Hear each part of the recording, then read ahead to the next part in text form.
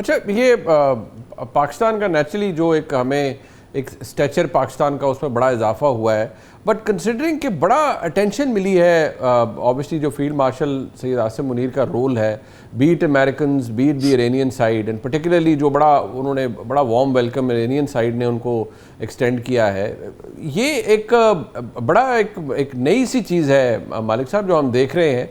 Normally from the military side जितनी elevation मिली है, international stretcher जितना बुलंद हुआ है नेचुरली पाकिस्तान का, but of course field marshal Syed Asim Munir का, this comes as a very pleasant surprise for us. No, अब तो देखें इस जंग का जो भी आगे नतीजा निकले, लेकिन वो कहते हैं ना हर क्लाउड की एक सिल्वर लाइनिंग जरूर होती है। पाकिस्तान का दुनिया का स्ट्रक्चर बदल गया और पाकिस्तान अब आज तक हम मिडिल ईस्ट में क्या थी हमारी हैसियत मुनीर, हमें वो लोग समझते थे कि या ये लेबर एक्सपोर्ट करते हैं मिडिल ईस्ट को, या पैसे मांगने आ जाते हैं कभी सऊदी अरेबिया से कभी यूएई से।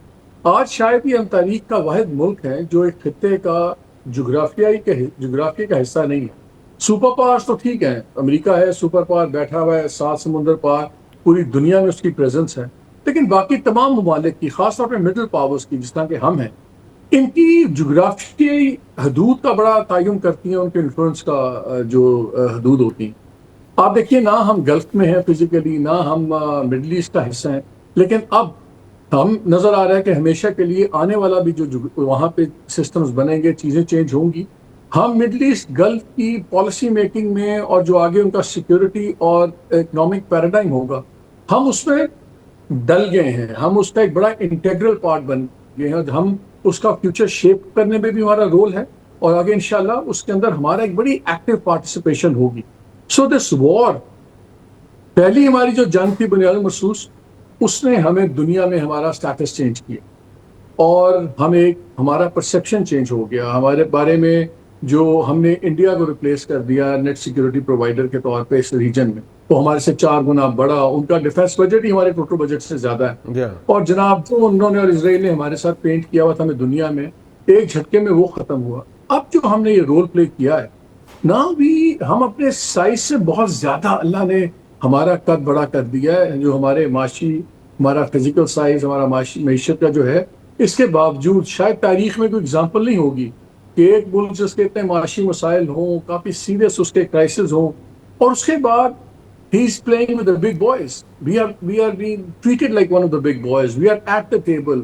हमने वो काम कर दिया जो कुछ सोच नहीं सकता था कि 50 साल बाद हम ईरान के स्पीकर और फॉरेन मिनिस्टर जो इस वक्त उनके टॉप लीडर्स हैं, देखिए ना, अब रैंक छोड़ दें, जो सुप्रीम लीडर हैं वो जख्मी हैं, बीमार हैं, तो ही इज नॉट, जिसको कहते हैं फिजिकली एक्टिव। उसके बाद कौन है? उसके बाद स्पीकर है और उसके बाद उनके foreign minister, 2 people who are running the country. उनके साथ हमने अमेरिका के वाइस प्रेसिडेंट को और उनके टॉप टीम को बिठा दिया। ये एक मिरेकलस डिप्लोमेसी थी, मोजा था जो कोई सोच नहीं सकता।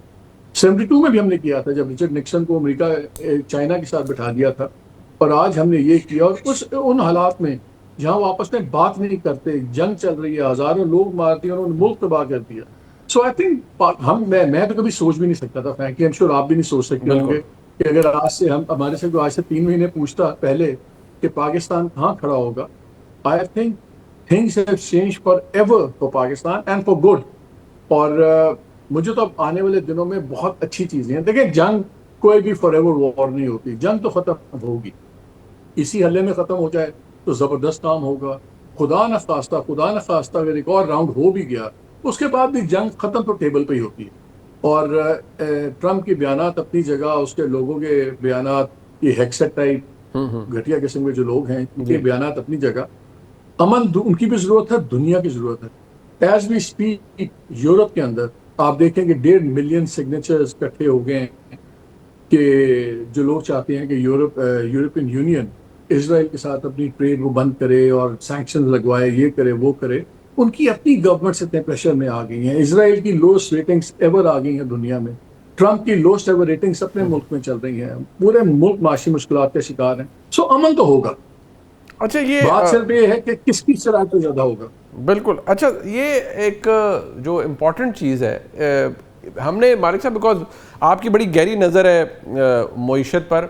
अब हम अपने तनख्वाह की मईशत में फंसे होते हैं, हम आपसे बहुत सी चीज़ें सीखते हैं। मुझे सिर्फ ये बता दें कि economic dividend not actually in terms of money and deposits, but once we इंशाल्लाह जब पाकिस्तान इसको ये हो जाती है डील, तो हमारा डिप्लोमेटिक स्ट्रक्चर बड़ा, आपने जिस तरह कहा, ये हम we couldn't have imagined it 3 months ago, बट जिस तरह अब हमने देखा है, तो आपको क्या लगता है चीज़ों के बारे में कि इकोनॉमिक बेनिफिट पाकिस्तान को मिलेगा with all this happening?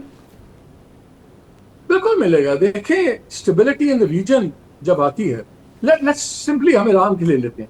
Iran की अगर सैंक्शंस खत्म हो जाती हैं अमेरिकनों, आपकी पाइपलाइन गया है, उनकी बनी हुई है उनके बॉर्डर तक, हमने अपनी तरफ से नहीं कनेक्ट किया क्योंकि अमेरिकन सैंक्शंस थी, आपकी वहां से एनर्जी कितनी सस्ती आई। चाइना ने 2023 में एक एग्रीमेंट किया था ईरान के साथ $400 बिलियन इन्वेस्ट करने का, और that comes to about 25-26 billion dollars a year. आप देखेंगे, खाली आप सिर्फ तेहरान को ईरान को देखें, आपकी एनर्जी कॉस्ट, अगर आपको सस्ती एनर्जी वहां से गैस और तेल आता है, जिसकी कॉस्ट, आपकी फ्रेट कॉस्ट, जमीन आसमान का फर्क पड़ जाता है, वो आप देखिए आपको कितना फर्क है। जब चाइना की वहाँ इन्वेस्टमेंट आएगी तो वहाँ की भी इकोनॉमी आपको वाइब्रेट होती नजर आएगी, वाइब्रेंट होती नजर आएगी। पाकिस्तान के लिए मंडी खुलती है, हमारे लिए हमारी कितनी प्रोडक्ट्स की मंडियां खुलती हैं। मैं तो सिर्फ ईरान की बात कर रहा हूँ जो आपके साथ बॉर्डर के साथ जुड़ा हुआ है, जिसके साथ दिहाइयों से। और एक बात याद रखें मुनीब, हमारे और ईरान के पिछली बहुत दिहाइयों से बड़े मुनाफाना ताल्लुकात थे। जनरल जवाहरलाल के ज़माने में ख़राब हुए थे, उस ज़माने में ये बहुत ज़्यादा शिया सुन्नी चीज़ भी डेवलप हुई। फिर हमने देखा in the decades to follow, हमने ये देखा कि ईरान का झुकाव भारत की तरफ बहुत हो गया, और इंटरनेशनल फोरा पे भी हमारे साथ व्यू पॉइंट नहीं मिलता था, उनके साथ मिलता था। अब वहां से ईरान की उधर से भी तबीयत साफ हो गई है। उन्होंने देख लिया कि जिस तरह इसराइल के साथ जाके मोदी जुड़ा और सारा कुछ और हर चीज़ पे उन्होंने उनके साथ हाथ किया। सो हमारा सिर्फ हमारी दोस्ती नहीं बढ़ी, हमारे सबसे बड़े दुश्मन के साथ जो उनके ताल्लुकात थे वो भी एक नई जिद्दत पे अब बनेंगे। सो हमें डबल फायदा उसका है। एक, हमारे ताल्लुकात पहले हमारे मुनाफाना बरादराना ताल्लुकात थे, अब हमारे मुखलिसाना बरादराना ताल्लुकात हो गए। It's a big difference. 9 crore का वो मुल्क है, 24-25 करोड़ का हमारा मुल्क है, रिलीजियस एफिनिटी है, फिजिकल ज्योग्राफी हमारे हक में है। इसी तरह मिडल ईस्ट में, मिडल ईस्ट अब आप उस स्क्वाड में बैठे हुए, जिस स्क्वाड में इजिप्ट है, सऊदी अरेबिया है, हम हैं, तुर्की है। उनकी मैशतें देख लें हमसे कितनी बड़ी हैं, आप उनकी रिसोर्सेज देख लें, लेकिन everybody is looking at Pakistan. मैंने आपका ना, जब आप सिक्योरिटी स्टेबलाइजर बन जाते हैं, बहुत बड़ी बात है, और इसमें बुनियादी महसूस change started the change process. So अब मिडल ईस्ट को भी पता है, वहाँ ये नहीं होगा कि कल अमेरिकन बेसिस खत्म हो जाएंगी और वहाँ चलता रहेगा काम, लेकिन एक पैरेलल अब एक निज़ाम और वहाँ भी बनेगा। वर्ल्ड ऑर्डर तो पूरी दुनिया का चेंज होगा और हो रहा है, लेकिन मिडल ईस्ट का जो हमारे लिए बड़ा इंपॉर्टेंट करता है,